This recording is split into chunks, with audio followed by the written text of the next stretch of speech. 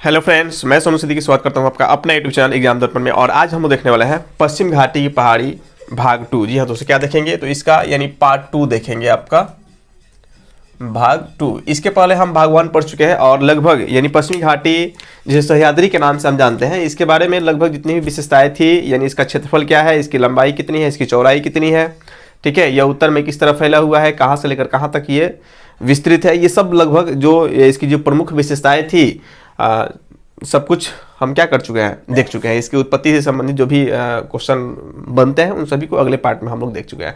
आज हम देखेंगे जो मान लीजिए यहाँ पर आपका सतमाला है, सतमाला के बाद आपका ग्वालियर, ग्वालियर के बाद अजंता, बालाघाट, और यहीं पर आपका यहाँ पे एक बगल में एक और श्रेणी है जिसको आप मैपिंग कर लीजिएगा। यहाँ से एक श्रेणी निकलती है हरिश्चंद्र की पहाड़ी, ये जो आपका है, यहाँ इसको भी मैपिंग कर लीजिएगा आप लोग थोड़ा सा। ये हरिश्चंद्र की पहाड़ी, इन सबको यानी सम्मिलित रूप से हम क्या बोलते हैं, तो इसे सह्याद्री के नाम से जाना जाता है। अगर केवल पश्चिम घाट की बात की जाए तो पश्चिम घाट की जो होगा ये आपका ताप्ती से लेकर कहाँ तक होगा, ये हम बोल सकते हैं नागरकोई तक, ठीक है। लेकिन अगर सह्याद्री के अंतर्गत इसको सम्मिलित करते हैं तो सह्याद्री में आपका यानी सतमाला का ही देखिए, ये जो आपका सतमाला जो श्रेणी आपको दिखाई दे रहा है, तो सतमाला जो आगे फैली हुई है, यानी जिसे ग्वालियर के नाम से भी जाना जाता है, सतमाला ही श्रेणी है जो आगे अनेक शाखाओं में बढ़ गई है, जिसे ग्वालियर श्रेणी कहेंगे और अजंता श्रेणी भी कहते हैं। बालाघाट उसी का यानी अंश है। सब किसका अंश है, तो सतमाला का। यहाँ पर एक आपका हम देखेंगे कि ये इसका नाम आप नोट कर लीजिए, ये आपका हरिश्चंद्र श्रेणी है, हरिश्चंद्र। हरिश्चंद्र ये पर्वत है और यहाँ पर भी एक सर्वोच्च चोटी है, इसको हम मैप यहाँ पे कर लेते हैं, कलसूबाई। कलसूबाई है यहाँ पर, यानी यहाँ की यानी हरिश्चंद्र की जो सर्वोच्च चोटी होगी यहीं पर होगी आपकी, जहाँ से प्रारंभ होता है, ये होगा आपका कलसूबाई। तो इसको हम कहाँ पे लिखें, चलिए यहीं पे लिख ले रहा है, इसको आपको दिखाई दे रहा होगा स्पष्ट रूप से। ये देखिए आपका हरिश्चंद्र का प्रारंभिक स्थान जहाँ से ये प्रारंभ होता है वहीं पर आपका एक सर्वोच्च चोटी पाई जाती है जिसको हम कलसूबाई के नाम से जानते हैं, ठीक है। कलसूबाई यहाँ पे लिख दे रहे हैं, कलसूबाई, ठीक है। कलसूबाई ये आपको कहाँ पर अवस्थित है, तो ये हरिश्चंद्र श्रेणी पर अवस्थित है, ठीक है, कलसूबाई। और यहीं पर हम ये जो पश्चिमी घाट जो महाराष्ट्र में पड़ता है, यहाँ पर भी एक सर्वोच्च चोटी है। यहाँ पर हम देखेंगे, यहाँ पर एक सर्वोच्च चोटी है जिसको हम क्या कहते हैं, महाराष्ट्र में ही एक सर्वोच्च चोटी है, इसको आप मैपिंग कर लीजिएगा। इस सबके बारे में आज हम विशेष रूप से अध्ययन करेंगे। ये जो सर्वोच्च चोटी है इसको हम महाबलेश्वर के नाम से जानते हैं। इसको क्या बोलते हैं, महाबलेश्वर।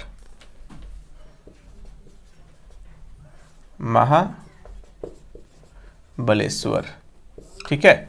ये आपकी महाराष्ट्र में अवस्थित है, महाबलेश्वर की श्रेणी। और जस्ट हम जैसे ही कर्नाटक में आएंगे, तो कर्नाटक में आएंगे तो यहाँ पर आपको एक श्रेणी दिखाई देगी, यानी आपका यहाँ पर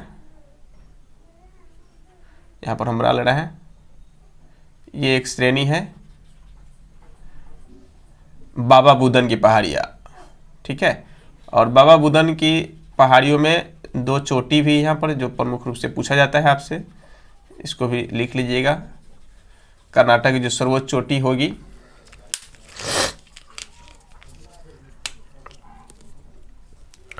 यहाँ पर बाबा बुदन की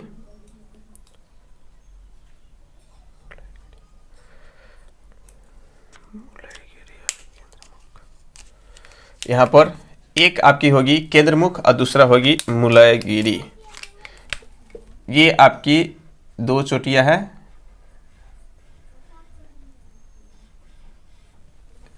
यहाँ पर इस चोटी को हम क्या बोलेंगे, जो इस श्रेणी अवस्थित है, ये संपूर्ण श्रेणी जो भी है, इस श्रेणी को हम बोलेंगे, इसको यहाँ पे लिख दे रहे हैं, इसको बोलते हैं बाबा बुदन। बाबा बुदन की पहाड़ी। और ये किस लिए प्रसिद्ध है बाबा बुदन की पहाड़ी, कर्नाटक में है। और ये प्रसिद्ध है आपका लौह अयस्क, लौह अयस्क। प्लस में यहाँ पर कॉफ़ी की खेती होती है। सबसे पहले कॉफ़ी जो है, बाबा बुदन एक संत थे और बाबा बुदन के द्वारा ही सबसे पहले यहाँ पर कॉफ़ी, यानी भारत में बोल सकते हैं कि सबसे पहले कॉफ़ी का उत्पादन जो प्रारंभ किया गया था वो बाबा बुदन के द्वारा ही किया गया था। बाबा बुदन एक संत का नाम है और उन्हीं के नाम पर इन पहाड़ियों के नाम, इन्हीं पहाड़ी पर उगाए थे कॉफ़ी। और चिकमंगलुरु जिला में, ये कर्नाटक के चिकमंगलुरु जिला में अवस्थित है, ये भी याद रखिएगा, चिकमंगलुरु। यहीं पर आपका बाबा बुदन की पहाड़ी, ये कहाँ पर है, चिकमंगलुरु, चिकमंगलुरु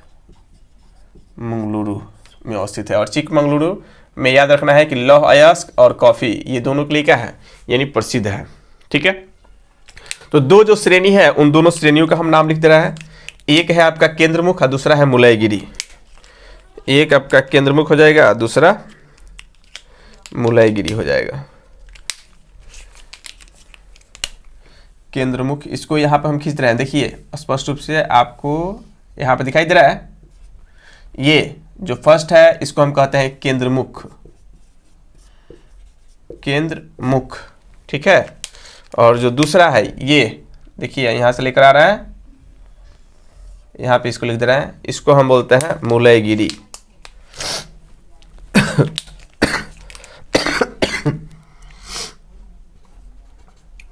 मुलयगिरी,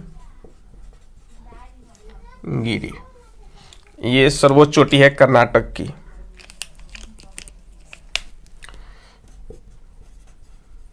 कर्नाटक की सर्वोच्च चोटी, ठीक है, ये आपको याद रखना है। ये आपका हो गया केंद्रमुख, ठीक है, यानी बाबा बुदन की पहाड़ी। ये जो आपका एक लेयर जो आपको दिखाई दे रहा है यहाँ पर, ये स्पष्ट रूप से ये हो गया आपका बाबा बुदन की पहाड़ी, ठीक है। और बाबा बुदन की पहाड़ी में, बाबा बुदन की पहाड़ी की जो सर्वोच्च चोटी होगी वो कौन होगी, तो ये आपका हो जाएगी मुलयगिरी, ठीक है। ये वाला जो श्रेणी आपको दिखाई दे रहा है ये आपका हो जाएगी मुलयगिरी, जो कर्नाटक की भी सर्वोच्च चोटी है। और दूसरा जो यह सर्वोच्च चोटी है वो आपका, यहाँ पर देखिए इसको खींच कर लाया है, केंद्रमुख, ये आपका है केंद्रमुख, ठीक है। तो केंद्रमुख जो है इसकी दूसरी सर्वोच्च चोटी है। ये महाबलेश्वर जो है ये आपका महाराष्ट्र में है, महाराष्ट्र, महाबलेश्वर कहाँ है, महाराष्ट्र में है, इसको आपको याद रखना है। बाकी ये भी आपके कलसू की बाई की पहाड़ी, ये भी आपकी महाराष्ट्र में ही अवस्थित है। और जो आपका केंद्रमुख है और मुलयगिरी है दोनों आपका कर्नाटक में है। बाबा बुदन की पहाड़ी यहाँ पर लिखी दी है आपका चिकमंगलुरु, यहाँ पर आप लिख लीजिएगा कर्नाटक,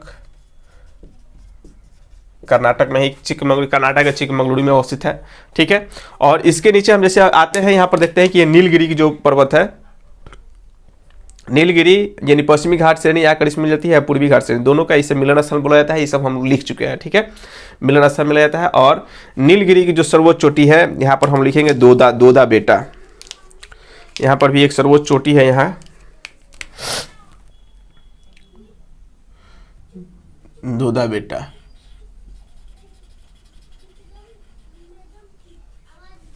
इसको बना लीजिए, लिख लीजिएगा दोदा बेटा,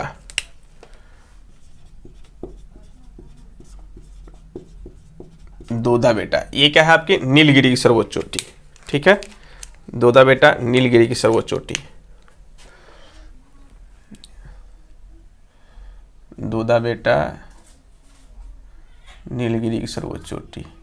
कहाँ लिखे है इसको, चलिए इधर लिख दे रहा है, ये जगह नहीं है, फिर इधर भी लिखना पड़ेगा। बस याद रखिएगा इसको, पॉइंट हम अभी आप केवल आप समझ लीजिए इसमें, ठीक है, याद रखना है। ये आपका दोदा बेटा है और ये क्या है, नीलगिरी की सर्वोच्च चोटी है, नीलगिरी की सर्वोच्च चोटी, सर्वोच्च चोटी कौन है, तो दोदा बेटा, ठीक है, ये आपको पॉइंट याद रखना है। ये आपका है दोदा बेटा, और दोदा बेटा जो है नीलगिरी की सर्वोच्च चोटी है। देखिए अब भारत की दूसरी सर्वोच्च चोटी है, इसकी जो कुल ऊंचाई है इसको याद रखना है, ये आपका 2637 मीटर है कुल, यानी इसकी ऊंचाई कितनी है, तो 2637 मीटर है। और भारत की यह दूसरी सर्वोच्च चोटी है, दक्षिण भारत की, प्रायद्वीपीय भारत बोल सकते हैं, प्रायद्वीपीय भारत की सेकेंड उच्च चोटी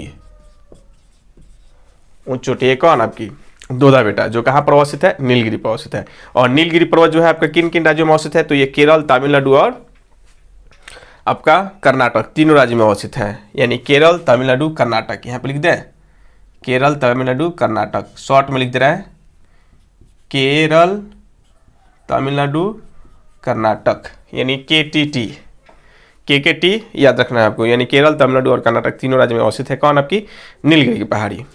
नीलगिरी की पहाड़ी के बाद जैसे हम आते हैं अन्नामलाई में, तो अन्नामलाई में भी आपको सर्वोच्च चोटी आपको एक दिखाई देगी। यहाँ पर एक सर्वोच्च चोटी है अन्नामुडी। अन्नामलाई में आएंगे तो ये आपका है अन्नामुडी, ये याद रखना है, यही है अन्नामुडी, या इसको आप इस तरह बना सकते हैं, ये इसी का हिस्सा है अनाईमुडी। अनाईमुडी ये जो है यानी अन्नामलाई की सर्वोच्च चोटी है। देखिए अन्नामलाई लिखे यहाँ पर, और यहाँ की सर्वोच्च चोटी अनाईमुडी। और यह जो है दक्षिण भारत की सर्वोच्च चोटी है, दक्षिण भारत की सर्वोच्च चोटी, सर्वोच्च चोटी है। ठीक है, यानी अनाईमुडी जो है वो कहाँ पर अवस्थित है? अन्नामलाई में अवस्थित है, जो तमिलनाडु में पड़ता है। और अनाईमुडी यानी दक्षिण भारत की सर्वोच्च चोटी है, और इसकी कुल ऊंचाई अगर देखी जाए तो ये हो जाएगी यानी 2697 मीटर के आसपास, 2697 मीटर, यानी सर्वोच्च चोटी लेकर यहीं बैठी हुई है आपकी। ठीक है, अनाईमुडी यानी अन्नामलाई। दक्षिण भारत की सर्वोच्च चोटी कौन होगी? अन्नामलाई। आपको दक्षिण भारत की सर्वोच्च चोटी दोदा बेटा नहीं याद रखना है, ये आपका नीलगिरी की सर्वोच्च चोटी पूछे तब होगा आपका दोदा बेटा, लेकिन दक्षिण भारत की सर्वोच्च चोटी पूछे तो हो जाएगा 2697 मीटर के साथ आपका अनाईमुडी हो जाएगा। ठीक है, और इसी के बगल में आपका पूरब में, अनाईमुडी के पूरब में अवस्थित है, ये पूर्वी भाग में अवस्थित है पालनी की पहाड़ी। ठीक है, और पालनी की पहाड़ी के जस्ट दक्षिण में स्थित है आपका इलायची की पहाड़ी। ठीक है, ये इलायची की पहाड़ी, और इलायची का ही इलायची या इसको कार्डमम की पहाड़ी के नाम से जाना जाता है। ये इलायची की पहाड़ी बोलते हैं या कार्डमम की पहाड़ी बोला जाता है। और इसके दक्षिण में अवस्थित है आपका महेंद्रगिरी पर्वत, जो इलायची का ही एक यानी कार्डमम का ही एक यानी फैला हुआ रूप है, यानी विस्तृत एक अंग है। ठीक है, और महेंद्रगिरी यानी किसका अंग है? इलायची का।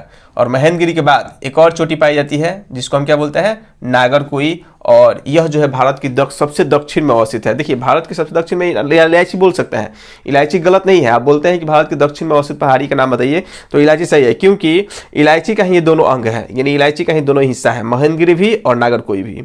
लेकिन व्यक्तिगत रूप से पूछ दे यानी प्रॉपर रूप से, तो आपको याद रखना है कि नागरकोई सबसे दक्षिणतम होगी, क्योंकि यहाँ पर देखिए महेंद्रगिरी और नागरकोई दोनों के बीच में क्या है? यानी गैप है। ठीक है, जिसको चिनकोट दर्रा के नाम से ना, चिनकोट गैप के नाम से हम लोग जानते हैं। ठीक है, और चिनकोट गैप हम दर्राओं के बारे में पढ़ेंगे, यहाँ लगभग 4-5 दर्रे के विशेषताओं के बारे में भी क्या करना है? पढ़ना है, उन सबको हम अध्ययन करेंगे। तो आज हम इन जितने भी आपके पर्वत श्रेणियाँ हैं सबके बारे में एक एक, जैसे सतमाला को ले लिए तो पहले सतमाला के बारे में जो विशेषता है, उसके बाद ग्वालियर पढ़ेंगे, अजंता पढ़ेंगे, बालाघाट पढ़ेंगे। ठीक है, एक एक बिंदु को पढ़ेंगे। हो सकता है थोड़ा सा आप इसको क्वालिटी बढ़ाकर 720 पर देख लीजिएगा, और थोड़ा सा इसको मिलाइएगा जहाँ जहाँ लेयर, क्योंकि बहुत ज़्यादा क्या हो गया है, मैपिंग इधर उधर हो गया है, इसमें आपका स्पेस कम होने के कारण। ठीक है, फिर भी कोई बात नहीं, आपको समझ में आ जाएगा।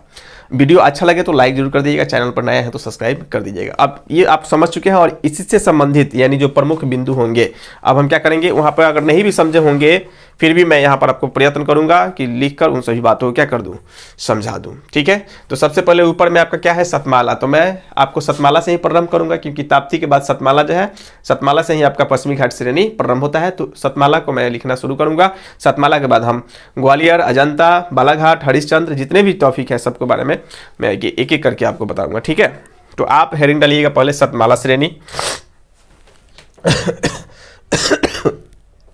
तबीयत भी खराब है, फिर भी सतमाला, सतमाला श्रेणी। तो सतमाला के बारे में जो जो पॉइंट बनेंगे इस सबको हम यहाँ पर नोट करने का प्रयास करेंगे। ठीक है, देखिए यह उत्तर में पश्चिम घाट का पहल पर्वत श्रेणी सतमाला है। उत्तर में पश्चिमी घाट का पहला पर्वत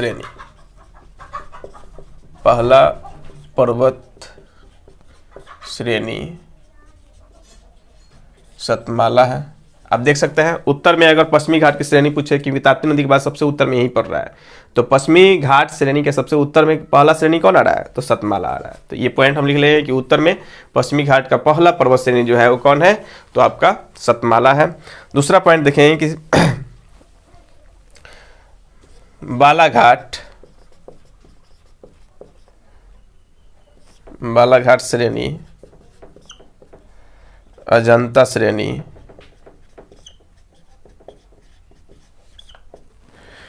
चाहिए आपका कौन है, एक ग्वालियर श्रेणी,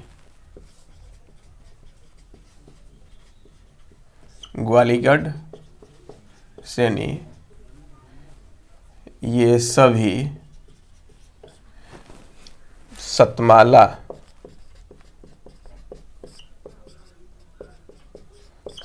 श्रेणी का ही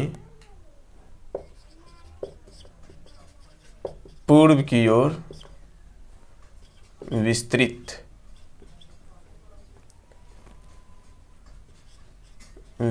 रूप है। ठीक है, मतलब पूर्व में जो फैला हुआ है ये जितने भी श्रेणी इसी का आपका रूप है, इसी का अंग है, विस्तृत अंग है चाहे रूप है, याद रखना है। नेक्स्ट पॉइंट हम लिख सकते हैं कि यह महाराष्ट्र के नासिक में अवस्थित है। प्रमुख रूप से सतमाला जो श्रेणी है यह महाराष्ट्र के नासिक में अवस्थित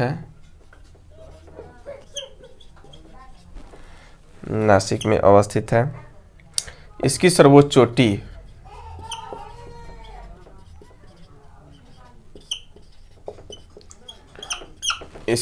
चोटी आपको याद रखना है धोडाप चोटी है, धोडाप श्रेणी है। अब इसकी ऊंचाई कितनी है, तो इसकी ऊंचाई हम लिखेंगे 1451 मीटर, 1451 मीटर। अब देखिए सतमाला, यहाँ पर धोडाप चोटी यहाँ पे बना लीजिएगा, धोडाप यही है, धोडाप चोटी। ठीक है, सतमाला की सर्वोच्च श्रेणी जो अगर चोटी पूछे तो आपको याद रखना है धोडाप चोटी, 1451 मीटर है। जैसे आगे अजंता यही यानी सतमाला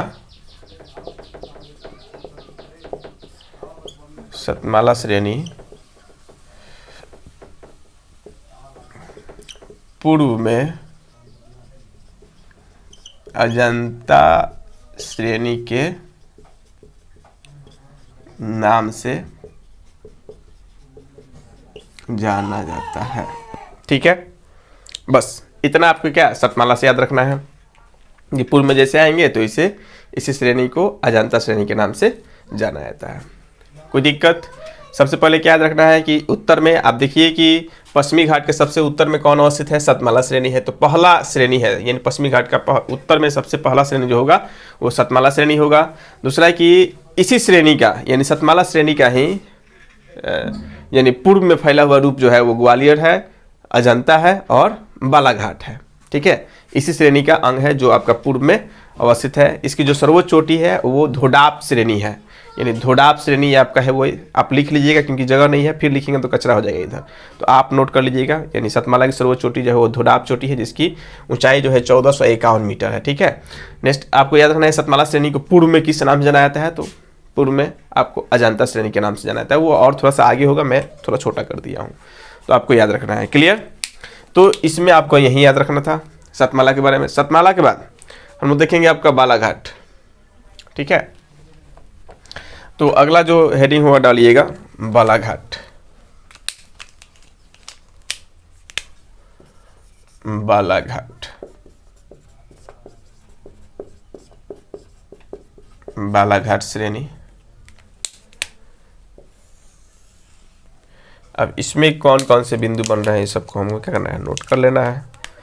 यह प्रमुख रूप से बालाघाट जो है, देखें कि यह मध्य प्रदेश में अवस्थित है।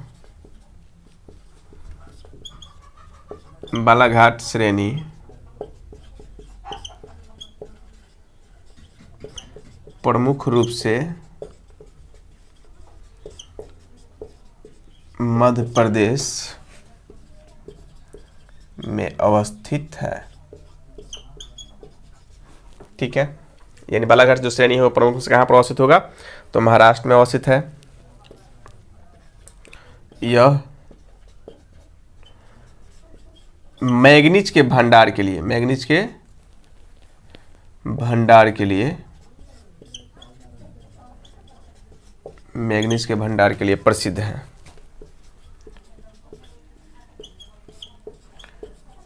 मैग्नीज के भंडार के लिए प्रसिद्ध है।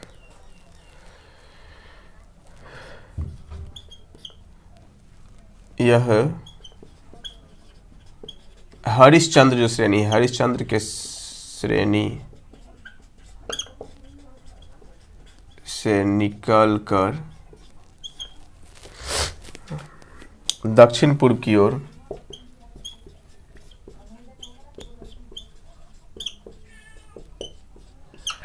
की ओर 320 किलोमीटर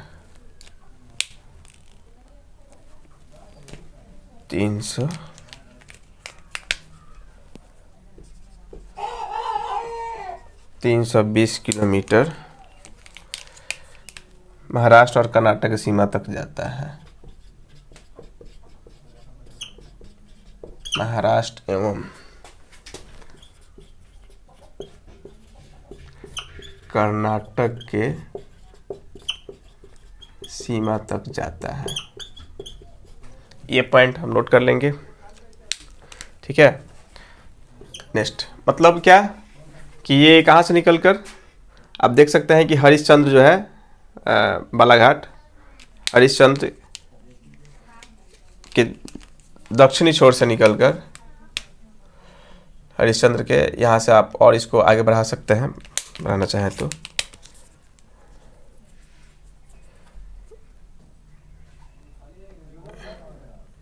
इस तरफ बना दीजिए इसको,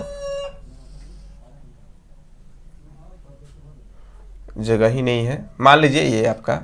ठीक है, लेकिन ये दक्षिण पूर्व की तरफ जाएगा, इधर नीचे की तरफ, दक्षिण और पूर्व की तरफ, मतलब इधर यहाँ से अगर निकलेगा तो इस तरह जाएगा। आप मान लीजिए ये इस तरह दक्षिण पूर्व की तरफ जाता है और 320 किलोमीटर ये जाएगा।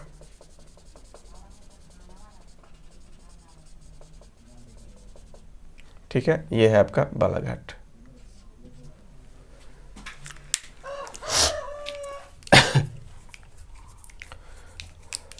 हरिश्चंद्र के श्रेणी से निकलकर, जो हरिश्चंद्र श्रेणी है उसी से निकलकर ये दक्षिण पूर्व की ओर 320 किलोमीटर आता है। ये आपको याद रखना है इसमें। नेक्स्ट इससे संबंधित जो अगला पॉइंट हम नोट करेंगे, पश्चिम में इसकी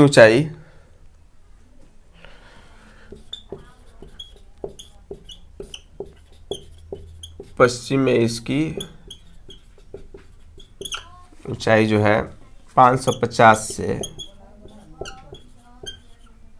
825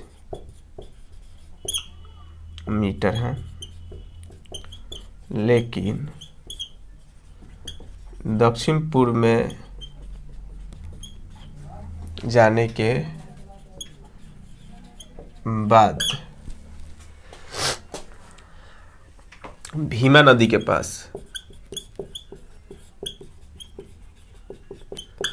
यह समाप्त हो जाता है।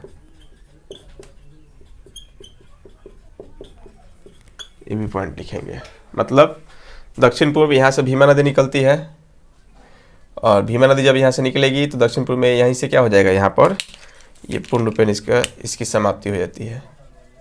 ठीक है, दक्षिण पूर्व याद रखना है, दक्षिण पूर्व में भीमा नदी के पास जाकर यह क्या हो जाता है, समाप्त हो जाता है। याद रखना है, दक्षिण पूर्व में भीमा नदी के पास यह जाकर समाप्त हो जाता है। बस इतना इसमें आपको याद रखना है। एक और पॉइंट लिख लीजिए, यह पर्वत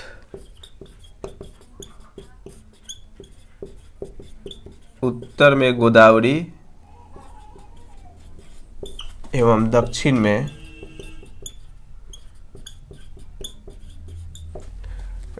में भीमा नदी के बीच जल विभाजक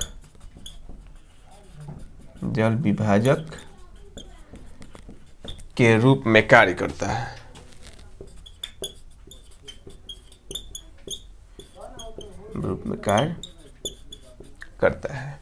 ठीक है, तो ये दो पर्वतों से संबंधित आपको इतना पॉइंट याद रखना है।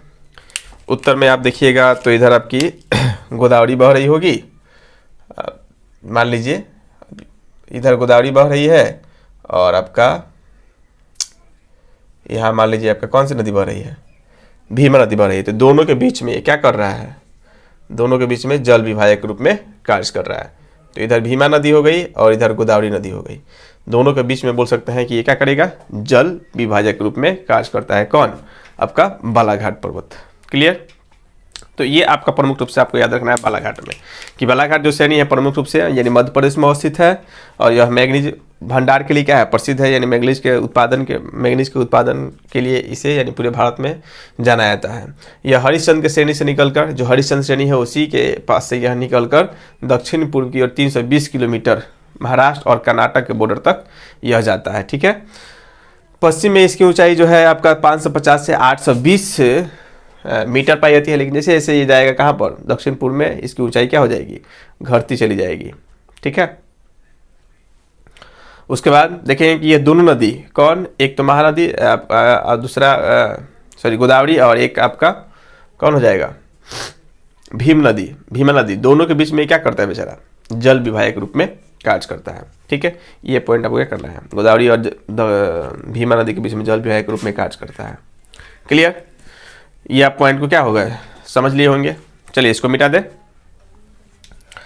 नेक्स्ट ये हो गया आपका सतमाला के बाद बालाघाट। आगे हम लोग देखेंगे आपका अजंता की पहाड़ी। स्क्रीनशॉट ले लीजिए एक बार। नेक्स्ट हो जाएगा आपका अजंता की पहाड़ी।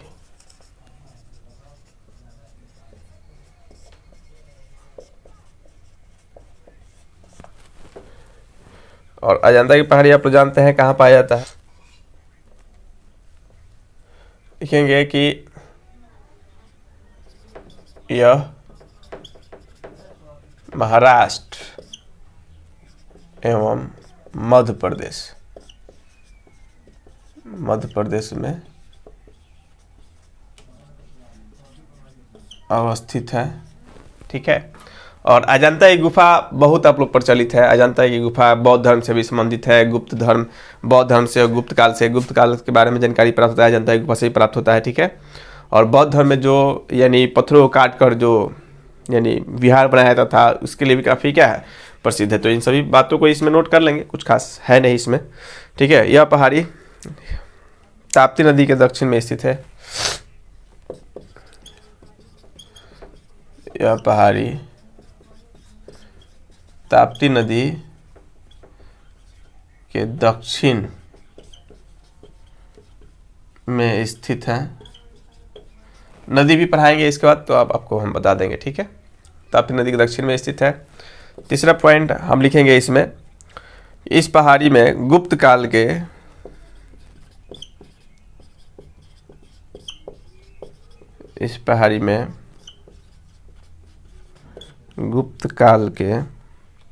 गुफा मंदिर, या इसको मठ बोला जाता था, गुफा मंदिर या मठ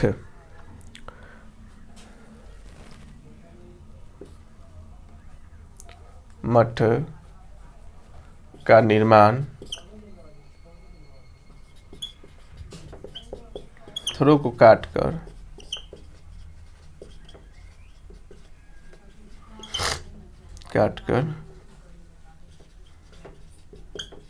किया गया है, जो काफी प्रसिद्ध है।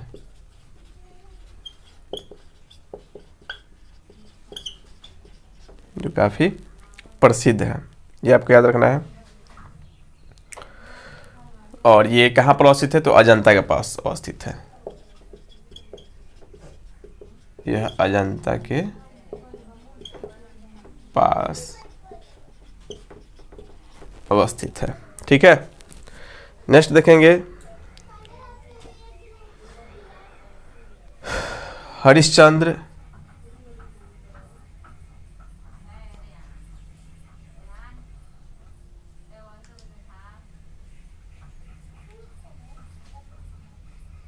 नेक्स्ट पॉइंट लिखेंगे,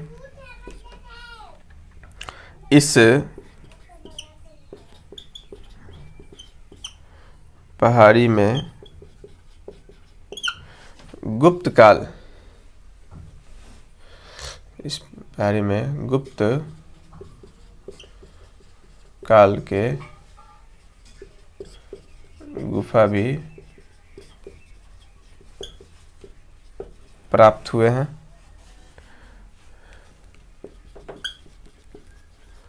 जिसकी चित्रकारी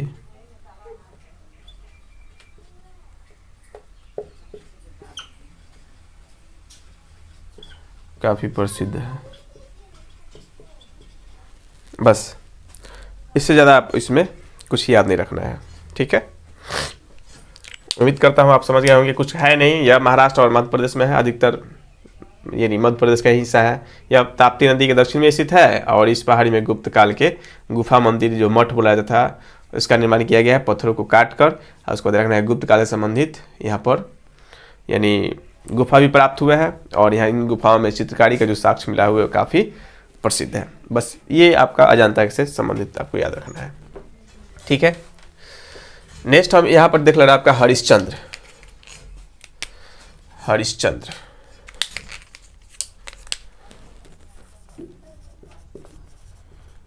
हरिश्चंद्र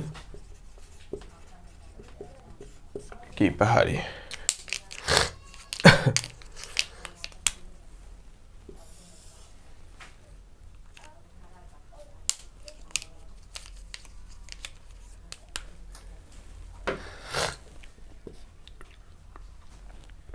देखिएगा, यह पहाड़ी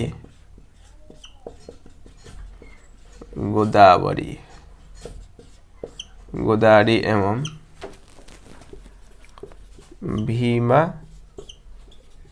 नदी के बीच स्थित है।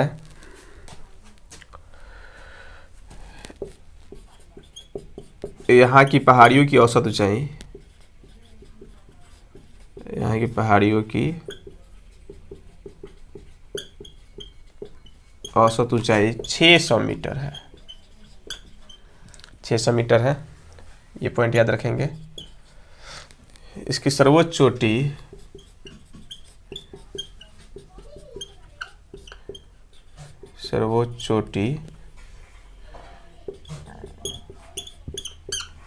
यहाँ पर देख सकते हैं कलसूबाई है।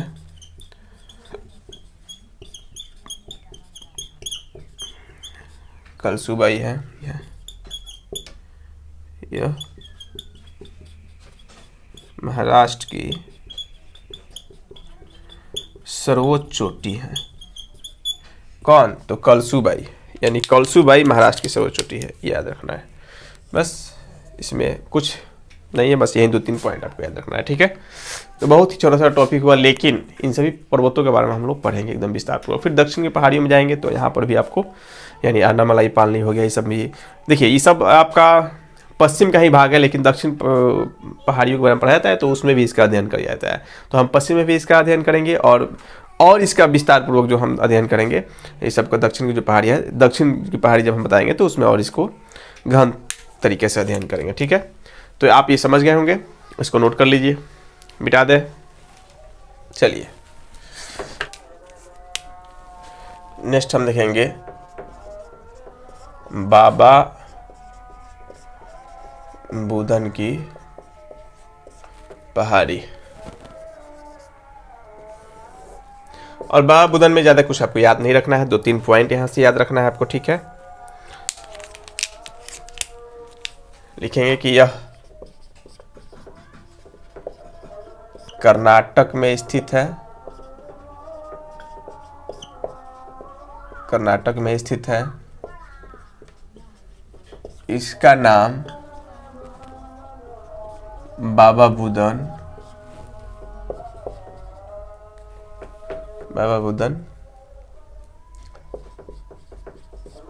एक संत बाबा बुदन के नाम पर पड़ा है। ठीक है, देखिएगा, बाबा बुदन ने ही सर्वप्रथम यहाँ कॉफी के बीजों को विदेश से लाकर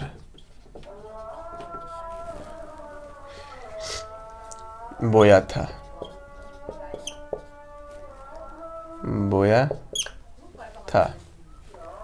ठीक है, यहाँ की सर्वोच्च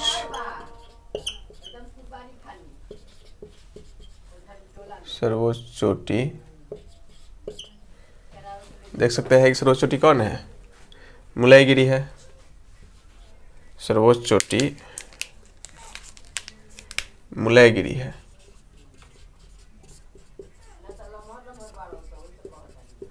मुलैगिरी है।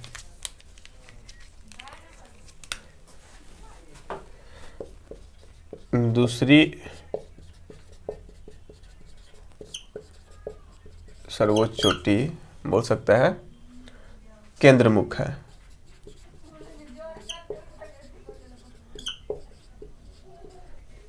केंद्रमुख है। नेक्स्ट, यहाँ लौह अयस्क का उत्पादन सर्वाधिक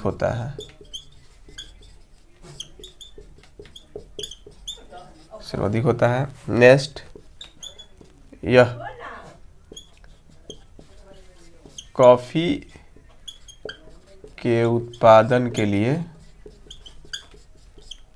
प्रसिद्ध है। कौन? तो चिकमंगलुरु।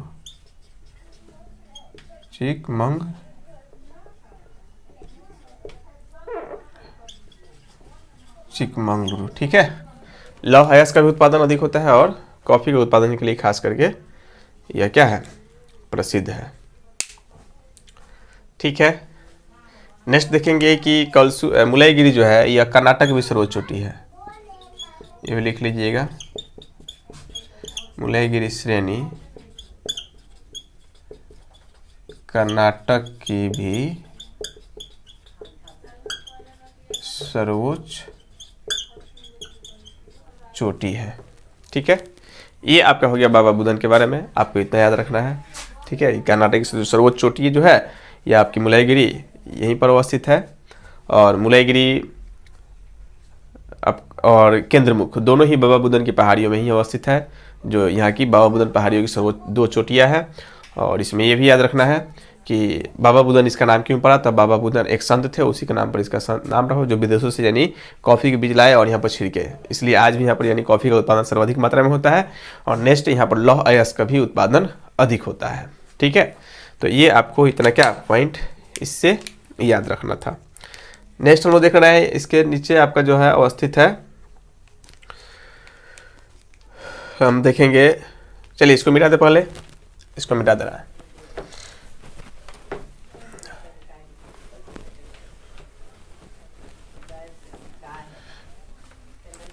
इसके नीचे हम देखेंगे आपका नीलगिरी। अब इसके बाद ये आपका नीलगिरी अवस्थित है। ये जो श्रेणी है आपका क्या है? नीलगिरी है। तो नीलगिरी के बारे में लिखेंगे।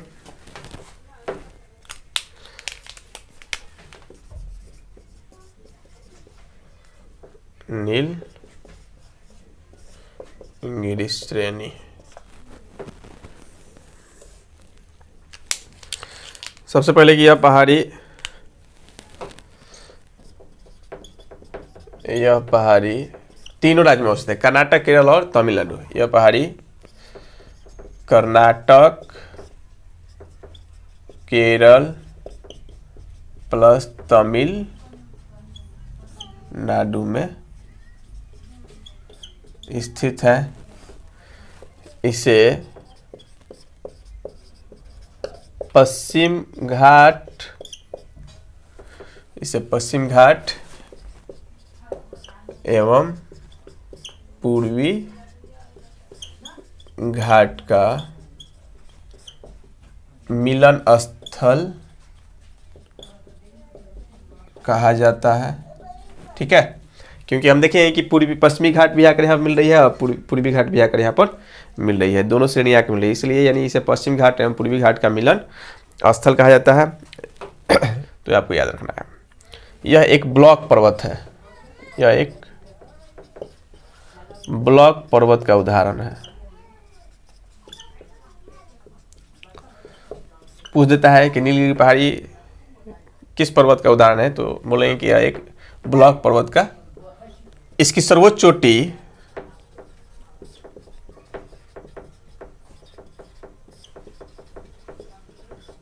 चोटी दोदा बेटा है।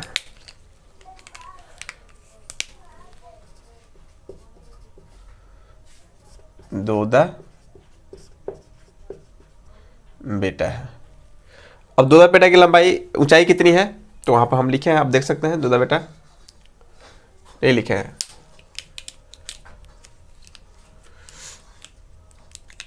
चलिए यहाँ पर लिख दे रहा है,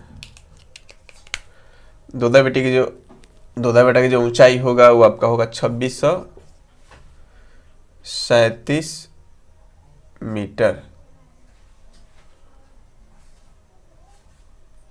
2637 मीटर लिखे हुए वहां पर देख सकते हैं। इन दोदा बेटा की सर्वोच्च जो ऊंचाई है वो क्या होगी, 2637 मीटर। इसे याद रखना है। इसे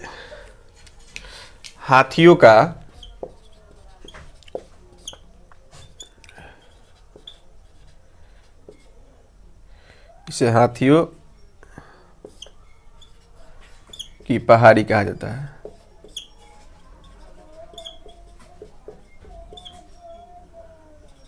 पहाड़ी कहा जाता है। नेक्स्ट, दोदा बेटा दक्षिण भारत की दूसरी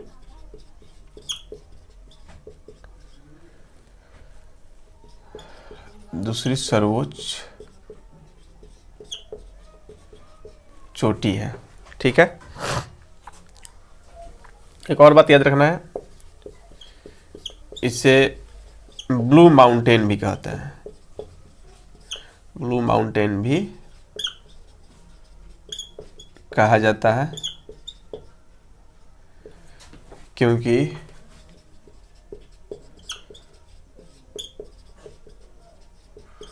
इसका रंग नीला होता है। नीला होता है। और किस लिए नीला होगा ये भी लिख लेंगे। इसका रंग नीला यहाँ पाए जाने वाले चारकोनाइट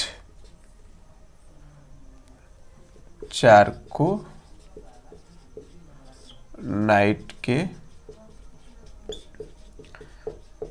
कारण होता है। ठीक है, नेक्स्ट देखेंगे,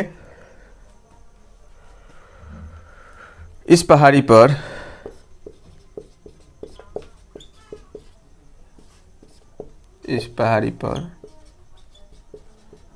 पहला बायोस्फीयर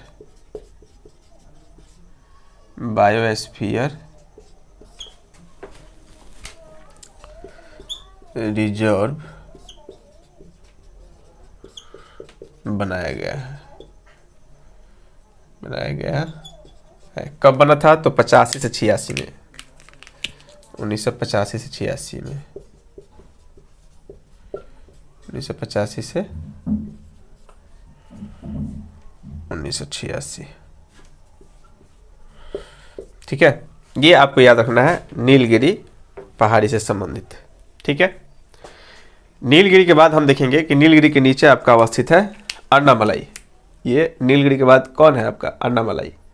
तो अन्नामलाई में ही सर्वोच्च चोटियाँ पाई जाती है। ठीक है, यह पूछे कि दक्षिण भारत में सर्वोच्च चोटियाँ कहाँ पाई जाती है, तो अन्नामलाई में। और अन्नामलाई सर्वोच्च चोटी नहीं, बल्कि यहाँ पर सर्वोच्च चोटी है, जैसे यहाँ की सर्वोच्च चोटी जो है वो अनाईमुदी है। ठीक है, तो अनाईमुदी है, यानी यहाँ की सर्वोच्च चोटी, या बोल सकते हैं दक्षिण भारत में सर्वोच्च चोटियाँ किस श्रेणी पर अवस्थित है, तो अन्नामलाई पर सर्वोच्च चोटी अवस्थित है।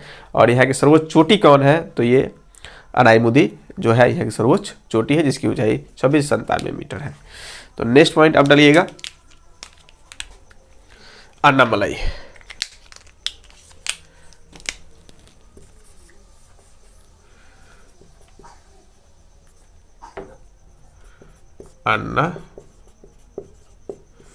अन्नामलाई श्रेणी।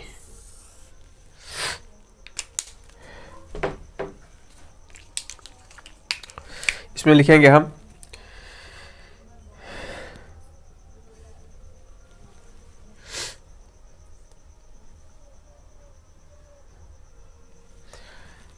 इसे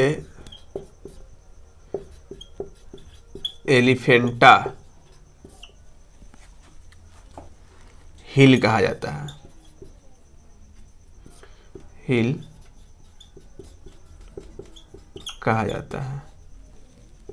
सॉरी, एक बात इसमें आप मिटा दीजिएगा, क्या लिखे थे हाथियों, ये इसमें नहीं होगा, मिस्टेक से हम यहाँ पे लिख दिए हैं, आप इसको सुधार कर लीजिएगा। एलिफेंटा हिल जो है आपका, यानी हाथियों की पहाड़ी यही होगा, अन्नामलाई होगा। ठीक है, क्योंकि यहाँ पर ही सर्वोच्च चोटियाँ पाई जाती हैं, ऊंची ऊंची, हाथी भी बड़ी बड़ी होती है, तो याद रखना है, मिस्टेक से हम वहाँ पर लिख दिए थे, तो सॉरी इसके लिए, आप इसको मिटा लीजिएगा। इसे एलिफेंटा हिल कहा जाता है, हाथियों की पहाड़ी, हाथियों की पहाड़ी। ठीक है, यह पहाड़ी केरल और तमिलनाडु के बीच में अवस्थित है। यह पहाड़ी केरल एवं तमिलनाडु के बीच स्थित है। ठीक है, दूसरा पॉइंट हम देखेंगे, इसकी सर्वोच्च शिखर, इसकी सर्वोच्च शिखर कौन हो जाएगा? इसकी सर्वोच्च शिखर आपकी वही हो जाएगी अनाईमुदी।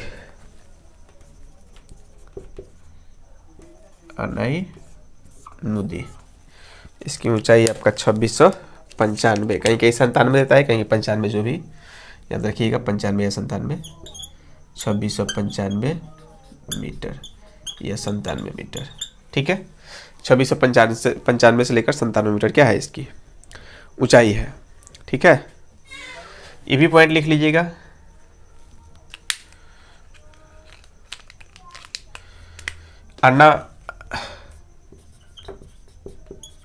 अनाईमुदी दक्षिण भारत की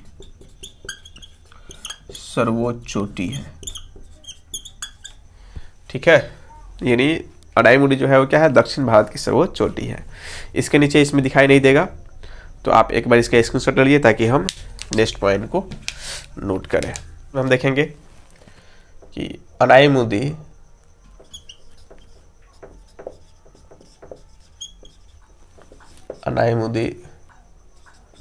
पर्वत केरल में अवस्थित है। ये केरल और तमिलनाडु दोनों में था, लेकिन ये क्या होगा? अनाईमुदी पर्वत प्रॉपर रूप से देखा जाए तो केरल में अवस्थित है। केरल में अवस्थित है और यह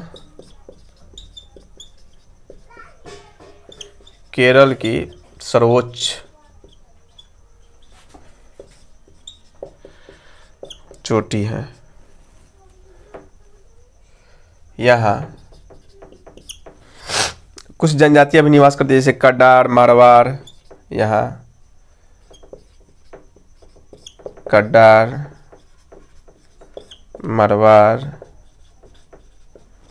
पुलिया आदि जनजातियां भी निवास करती है।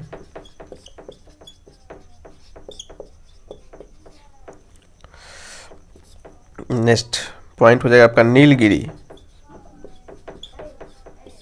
एवं अन्नामलाई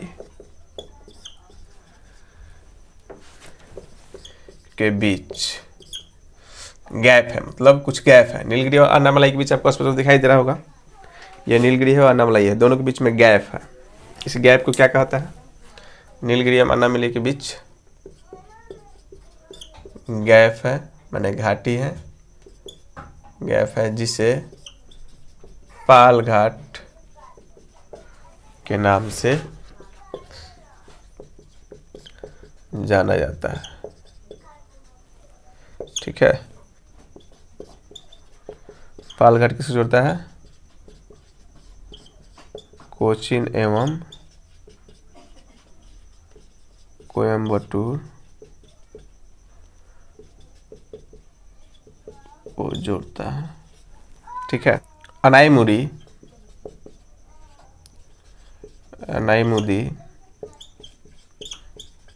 तीन पहाड़ियों